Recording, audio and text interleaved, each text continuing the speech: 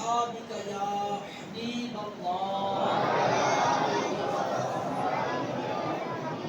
والصلاة والسلام عليك يا نبي الله وعلى آلك وأصحابك يا نور الله نويت سنة الاعتكاف. میرے اسلامی بھائیوں، مسجد اللہ پاک کا گھر ہے اور مسجد میں آنا، مسجد پہ رک جانا یا مسجد میں کسی بھی نیت سے غیر اللہ پاک کی رضا پانے کے لیے کچھ بھی دیر کے لیے رکنا، یہ بہت بڑی سعادت کی بات ہے. اب ظاہر ہر جگہ کے اپنے ٹکس ہوتے ہیں، اپنی جگہ کے ٹکٹس ہوتے ہیں، آداب ہوتے ہیں. مسجد کے بھی بڑے آداب و احترام ہیں. ان میں سے بڑا ایڈوانٹیج والا، فائدہ پہنچانے والا ادب یہ ہے کہ جب کبھی بندہ مسجد میں داخل ہو تو اعتکاف کی نیت کر لیں. کہ جب بندہ مسجد میں داخل ہوتا ہے اور اعتکاف کی نیت کرتا ہے تو فرمایا کہ جب تک وہ مسجد میں اعتکاف کی نیت سے ٹھہرا رہتا ہے اسے کنٹینیو ثواب ملتا رہتا ہے. یاد رکھیے، مسجد میں کھانا پینا، سونا، سحری افطاری کرنا، آب زمزم شریف پینا، یہاں تک کہ دم کے اور پانی پینے کی بھی شرعاً اجازت ہے. البتہ اعتکاف کی نیت ہوگی تو یہ تمام چیزیں ضمناً جائز ہو جائیں گی. فتویٰ شامی میں ہے کہ اگر مسجد میں موجود تھے اور سڈنلی ایسی کوئی سچویشن آ گئی کہ کھانا پینا سونے کی حاجت پیش آئی تو آپ اللہ پاک کا ذکر کر لیں اور اس کے بعد جو ہے کھا پیا سو سکتے ہیں. یعنی اس انٹینشن کے ساتھ آ ہی نہیں سکتے ہیں، ایسے کوئی ایکٹیویٹی نہیں کرتے تھے نیاز تک سے ہوئی تو اس لیے کہ یار نیاز آ گئی تو اس لیے اعتکاف کی نیت کر سکتا ہوں. بلکہ اعتکاف کیا، ہر نیک اور جائز کام یہ اللہ پاک کی رضا کے لیے ہو.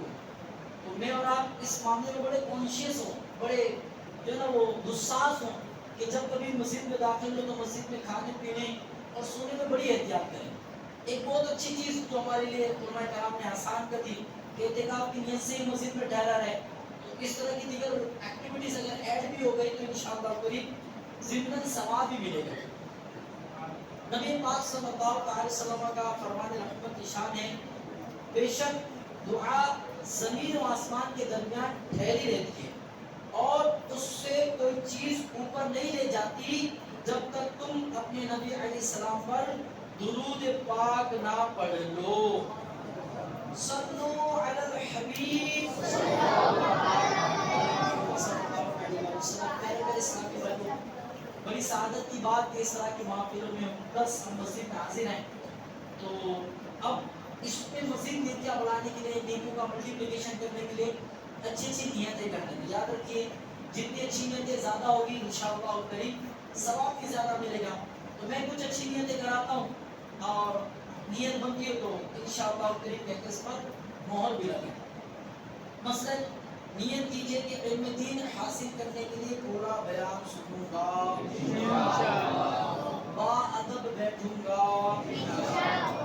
دوران بیان سستی سے بچوں گا، اپنی اصلاح کے لیے بیان سنوں گا، جو سنوں گا اس پر عمل کرنے کی کوشش کروں گا. میں بھی نیت کرتا ہوں کہ اللہ پاک کی رضا پانے، ثواب کمانے کے لیے انشاءاللہ کریم بیان کروں گا.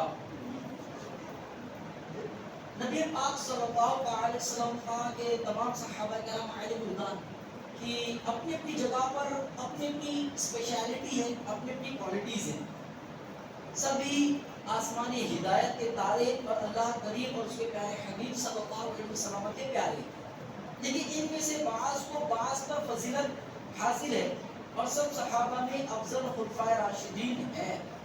انہیں خلفاء میں سے مسلمانوں کے دوسرے خلیفہ حضرت سیدنا عمر فاروق اعظم رضی اللہ تعالیٰ عنہ ہیں. آپ کا یوم شہادت 1 محرم الحرام ہے. آئیے اسی مناسبت سے حضرت عمر فاروق اعظم رضی اللہ تعالیٰ عنہ کی زندگی اور ان کی لائف سٹائل کے بارے میں مختصر سی وہ ڈیٹیلنگ سنتے ہیں. مسلمانوں کے دوسرے خلیفہ حضرت عمر فاروق اعظم رضی اللہ عنہ کی جو کنیت ہے وہ ابو حفص اور آپ کا لقب فاروق اعظم ہے.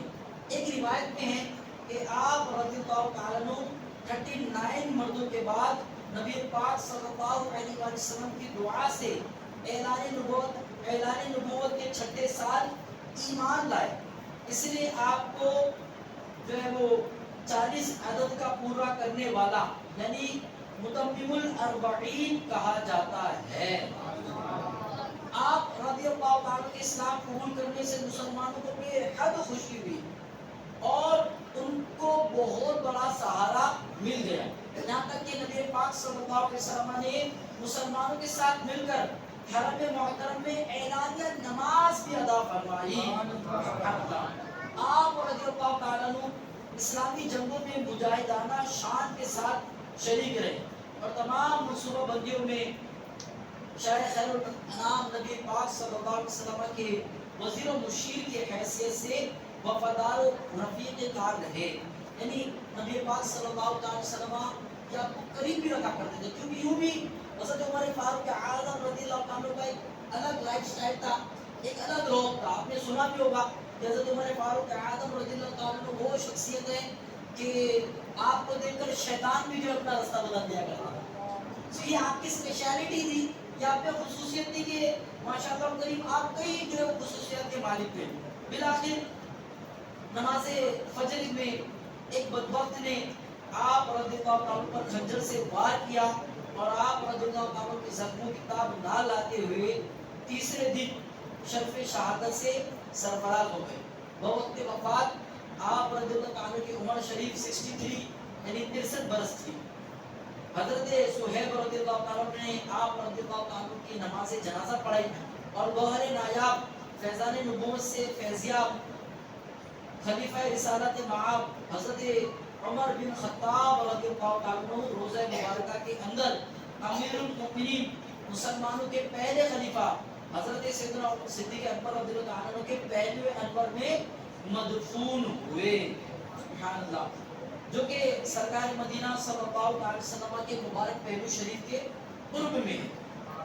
یوں تو حضرت عمر فاروق اعظم رضی اللہ عنہ کی لائف سٹائل ایسی بھی بہت نمایاں تھی اور آپ کا انداز زندگی یہ بہت ساری چیزوں کے پیچھے تھا، بلکہ وہ لوگ جو ظاہر بزنس کرتے ہیں، ٹریڈنگ کرتے ہیں، کاروبار کرتے ہیں، ان کو تو چاہیے کہ وہ حضرت عمر فاروق اعظم رضی اللہ عنہ کی لائف سٹائل کو پڑھا کریں، اس میں ان کے لیے سیکھنے کے لیے بہت کچھ ہے، کیونکہ آپ میں جو ڈیسیجن میکنگ کی جو ہے نا وہ فیزیبلٹی تھی کہ ڈیسیجن لینے میں بہت زیادہ ہولڈ نہیں کرتے تھے، بہت زیادہ رکا نہیں کرتے تھے، بالکل انسٹنٹ ڈیسیجن لینے والی جو آپ کی کوالٹی تھی، فیصلہ کرنے کی والی جو خصوصیت تھی وہ بڑی شاندار تھی۔ کئی بار بزنس کرنے میں، کئی بار کاروبار کرنے میں، کئی بار گھر کا جو بڑا ہوتا ہے اسے گھر چلانے میں ایک بہت بڑا حصہ ہوتا ہے جب اسے فیصلہ کرنا ہوتا ہے، اور وہ ڈیسیجن میکنگ کوالٹیز جو ہوتی ہے نا وہ ڈیسیجن میکر سے سمجھ میں آتی ہے۔ تو حضرت عمر فاروق اعظم رضی اللہ تعالیٰ عنہ کی جو لائف سٹائل تھی وہ ایک ڈیسیجن میکر کی طرح تھی۔ بخاری شریف حدیث نمبر 6632 میں ہے کہ حضرت عبداللہ بن ہشام رضی اللہ تعالیٰ سے روایت ہے کہ نبی پاک صلی اللہ علیہ وسلم کہ ہم نبی پاک صلی اللہ علیہ وسلم کے پاس بیٹھے تھے، آپ صلی اللہ علیہ وسلم نے امیر المؤمنین حضرت عمر فاروق اعظم رضی اللہ عنہ کا ہاتھ اپنے ہاتھ میں پکڑ رکھا تھا۔ عمر فاروق اعظم رضی اللہ عنہ نے عرض کی، یا رسول اللہ صلی اللہ علیہ وسلم، آپ مجھے میری جان کے علاوہ ہر چیز سے زیادہ محبوب ہے۔ آپ صلی اللہ علیہ وسلم نے فرمایا، نہیں عمر، اس رب کریم کی قسم جس کے قبضے قدرت میں میری جان ہے، تمہاری محبت اس وقت تک کامل نہ ہوگی جب تک میں تمہارے نزدیک تمہاری جان سے بھی زیادہ محبوب نہ ہو جاؤں۔ فاروق اعظم رضی اللہ عنہ نے عرض کی، یا رسول اللہ صلی اللہ علیہ وسلم، خدا پاک کی قسم آپ مجھے میری جان سے بھی زیادہ محبوب ہے۔ یہ سن کر نبی پاک صلی اللہ علیہ وسلم نے ارشاد فرمایا، اے عمر، اب تمہاری محبت کامل ہو گئی۔ صوفیہ فرماتے ہیں کہ یہاں یہ عمل حضرت عمر فاروق اعظم رضی اللہ عنہ کے لیے صرف نہیں تھا بلکہ تمام امت کے لیے تھا کہ نبی پاک صلی اللہ علیہ وسلم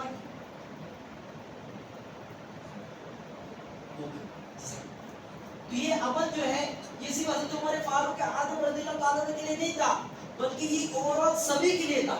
ہر وہ صحابی، ہر وہ اللہ کا نیک بندہ، ہر وہ عاشق رسول جو وہاں تھا اس کے لیے تربیت تھی، بلکہ ہم سب کے لیے تربیت ہے کہ ہم نے اپنی جان سے بھی زیادہ نبی پاک صلی اللہ تعالی علیہ وآلہ وسلم سے محبت رکھنی ہے تاکہ ہم ہماری محبت میں کامل ہو جائیں. اسی کے ساتھ ساتھ حضرت عمر فاروق اعظم رضی اللہ تعالیٰ عنہ یہ بڑے جو ہے وہ نبی پاک صلی اللہ علیہ وسلم سے محبت بھی فرمانے والے تھے, بلکہ نبی پاک صلی اللہ علیہ وسلم ہمارے آقا و مولا ہے. ہم سب آپ صلی اللہ علیہ وسلم کے ادنا غلام ہیں, اور غلام چاہے کیسا بھی ہو, کیسا ہی اعلیٰ مرتبہ پر کیوں نہ پہنچ جائے, مگر اپنے مولا کی محبت عقیدت میں اس کا دل ہمیشہ قائم رہتا ہے. اور کئی بار محبت کا اظہار انسان اپنی لائف سٹائل سے دیتا ہے, اپنے انداز سے دیتا ہے. دنیا کی محبت, دنیا میں جو چیز کو فالو کرتا ہے اس کی طرح ڈریس اپ کرتا ہے, اسی کی طرح کپڑے پہنتا ہے, اس کی طرح ہیئر سٹائل رکھتا ہے, اس کی طرح جو ہے وہ چہرے بناتا ہے, اسی طرح سے جو ہے وہ شوز بھی پہنتا ہے. یہ دنیا کا محبت, یعنی جس سے محبت کرتے ہیں اس کو ریپرزینٹ کرتے ہیں by the help of ideology.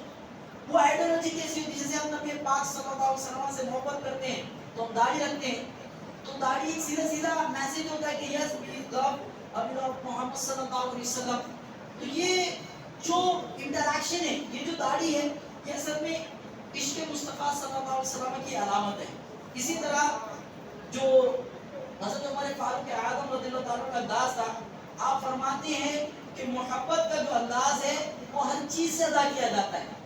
اب اس کی بریفنگ میں فرماتے ہیں کہ انداز سے مراد کہ محبوب جس سے محبت کرے, بندہ اس سے محبت کرے, اور محبوب جس سے نفرت کرے, بندہ اس سے نفرت کرے. فاروق اعظم رضی اللہ عنہ کا غلامی رسول کا دعویٰ صرف زبان کے حد تک نہیں تھا, بلکہ آپ رضی اللہ عنہ نبی پاک صلی اللہ علیہ وسلم کے واقعی سچے غلام تھے. ساری زندگی نبی پاک صلی اللہ علیہ وسلم کی سنتوں پر عمل کرتے ہوئے زندگی گزاری, لیکن افسوس, صد افسوس, ہم غلامی رسول کا دم بھی بھرتے ہیں اور اس کے دعوے بھی کرتے تو نظر آتے ہیں, مگر ہمارا کردار اس کے بہت الٹ دکھائی دیتا ہے.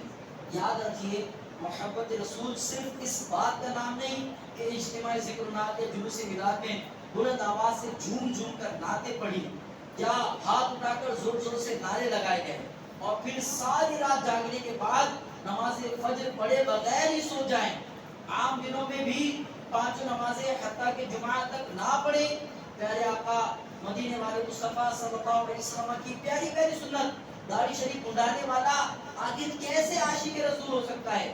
پیارے پیارے اسلامی بھائی, حضرت عمر فاروق اعظم رضی اللہ تعالیٰ عنہ کی جو لائف سٹائل رہی ہے وہ اسی لیے رہی ہے کہ آپ نے اپنی زندگی میں جتنی بھی سنتوں کو اپنایا, بلکہ بار بار اس چیز کو پریزنٹ کیا.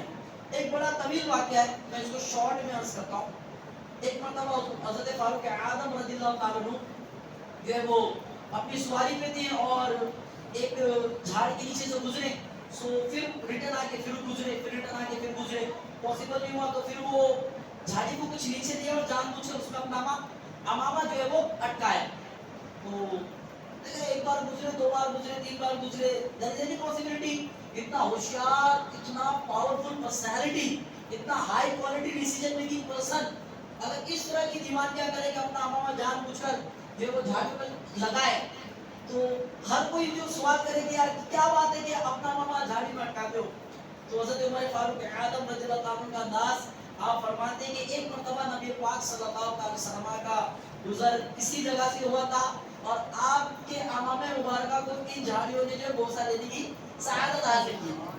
اب چونکہ نبی پاک صلی اللہ علیہ وسلم کے ساتھ یہ چیزیں کوئنسیڈنس کی ہو گئی تھی, تو میرا یہ ذہن تھا کہ میں جو ہے نبی پاک صلی اللہ علیہ وسلم کی اس ادا کو ادا کروں. لہٰذا میں نے اس کو 2-3 بار ٹرائی کیا, پاسبل نہ ہو سکا تو آپ کی ادا کو ادا کرنے کے لیے میں نے جان بوجھ کے اپنے امامے کو جو ہے وہ اس جھاڑی سے لگا لیا. سبحان اللہ, دس از اے آئیڈیالوجی, یہ ایک ذہنیت ہے کہ نبی پاک صلی اللہ علیہ وسلم نے جو چیز پرفارم کی, جو چیز کو الیبوریٹ کیا, جو ہمیں دیا, وہ اس کو پرفارم کریں. ایکچولی یہ ہوتی دیوانگی. اب دنیا کی محبت دیکھتے ہیں, دنیا میں ایک چاندنی لگتی ہے جو ایک بار کسی کیوں, میں نے پچھلے دنوں ایک پروگرام کے لیے جو ہے نا وہ ایک ریسرچ پڑھی, وہ ٹینشن ہوا کہ وہاں لکھا تھا پری میچور ڈیتھ. ویسے تو ظاہر ہے عمر یعنی زندگی کی کوئی ایسا نہیں کہ اسی وقت جو ہے موت آئے گی, پر پری میچور ڈیتھ بیسیکلی کہتے ہیں کہ وقت سے پہلے, بلوغ پیوبرٹی یعنی بالغ ہونے سے پہلے, یا بالغ ہوتے ساتھ ہی جو ہے وہ موت کا شکار ہو جانا، سوسائڈ کر لینا یا کسی وجہ سے اٹیک، اس طرح کے جو معاملات تھے. تو 15 سال کی عمر سے لے کے 25 سال کی عمر کا ایک بڑا ڈیتھ ریشیو تھا. اور وہ ڈیتھ ریشیو جب نکالا گیا تو کہیں نہ کہیں دنیا کی محبت اور دنیا میں جو لوگ موجود ہیں ان کی محبت میں سارا معاملہ ہو رہا تھا. تو پری میچور ڈیتھ کا ایک ریزن تھا کہ انسان کا کسی انسان کے ساتھ ایموشنلی کنیکٹ ہو جانا اور اس فیل کو کمپلیٹ نہ کرنے کے لیے اپنی جو ہے وہ جان دے دینا، چاہے وہ نیچرلی ہو چاہے وہ کسی جان بوجھ کر ہو. تو یہ ہوتا ہے دنیا کی محبت میں. تو اب وہ عاشق رسول صلی اللہ علیہ وسلم جو خود نبی پاک صلی اللہ علیہ وسلم کی زیارتیں کیا کرتے تھے، آپ کو دیکھا کرتے تھے، آپ سے سیکھا کرتے تھے اور آپ کے انداز کو صحابہ کرام علیہم الرضوان میں پہنچایا کرتے تھے. تو یہ بہت آنر کی بات ہوتی تھی، بڑی سعادت کی بات ہوتی ہے اس چیز کو آگے ڈیلیور کرنا.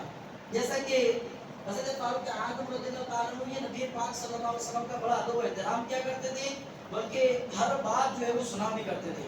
حضرت عبداللہ بن عمر رضی اللہ تعالیٰ سے روایت ہے کہ امیر المؤمنین حضرت عمر فاروق اعظم رضی اللہ تعالیٰ عنہ نے نئی قمیص پہنی تو چھری منگوائی اور فرمایا اے بیٹے اس کی لمبی آستینی کو، ان کی لمبی آستینوں کو سرے سے پکڑ کر کھینچو اور جہاں تک میری انگلیاں ہے ان کے آگے سے کپڑا کاٹ دو. اس چیز کو بہت کمال سنیے گا. حضرت عبداللہ بن عمر رضی اللہ تعالیٰ عنہ یہ روایت کریں ان کے تعلق سے حضرت عمر فاروق اعظم رضی اللہ عنہ کی روایت سے آپ کے شہزادے نے فرمایا کہ یہ کپڑا ہے، اس آستین کو کھینچو، قمیص نیو ہے، اگر یہ میری ہتھیلی سے آگے بڑھے تو اس کو کٹ کر دو، تو جہاں تک میری انگلیاں ہے ان کے آگے سے پکڑ کر جو ہے اس کو کٹ کر دو. عبداللہ بن عمر رضی اللہ تعالیٰ عنہ فرماتے ہیں کہ میں نے اسے کاٹا تو بالکل سیدھا نہیں بلکہ اوپر نیچے سے کٹا، یعنی کچھ کم زیادہ کٹ گیا. میں نے عرض کیا ابا جان اگر اسے کینچی سے کاٹا جائے تو بہتر رہتا ہے. آپ رضی اللہ تعالیٰ نے فرمایا بیٹا اسے ایسے ہی رہنے دو کیونکہ میں نے نبی پاک صلی اللہ علیہ وسلم کو ایسے ہی کاٹتے دیکھا تھا، اس لیے میں نے بھی چھری سے آستین کو کاٹ دیا. امیر المؤمنین حضرت عمر فاروق اعظم رضی اللہ عنہ کے آستین کاٹنے کے بعد کرتے کی حالت یہ تھی کہ اس سے باہر دھاگے باہر نکل کر آپ رضی اللہ عنہ کے قدموں کو بوسہ دیتے ہیں، یعنی چاہتے تو کینچی سے اس کو کٹ کر سکتے تھے، لیکن چونکہ نبی پاک صلی اللہ علیہ وسلم نے کینچی سے کٹ نہیں کیا تھا اس لیے آپ نے بھی اس آستین کے ایکسٹرا پلے کو کینچی سے کاٹنا مناسب نہیں فرمایا. پہلے اسلامی بھائیوں دس از اے آنر، یہ سعادت کی بات ہوتی تھی کہ کسی سنت کو بندہ مومن ادا کرے اور اس سنت کو ادا کرنے کے بعد اس سے ثواب حاصل کرے.